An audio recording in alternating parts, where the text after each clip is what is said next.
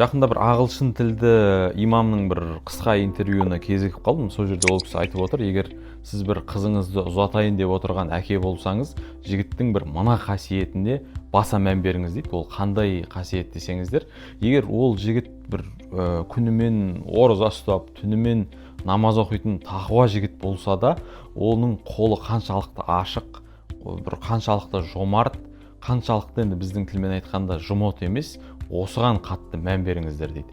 Неге десеңіздер, бір ақшаға қатты сараңдығы бар, бір үнемдегіш, жаңағы тиын санағыш жігіттің мінезінде міндетті түрде бір кедіріп отыр болады екен. Ал мінезінде қате кемшілігі бар жігіттің сіздің қызыңызды бір бақытты қылып еркелетіп алақанында ұстай қоюында бір неғайбыл дейді енді әлгі кісінің айтып отқаны. Бұл бір біздің қазақ қоғамға да бір толық келетін сияқты.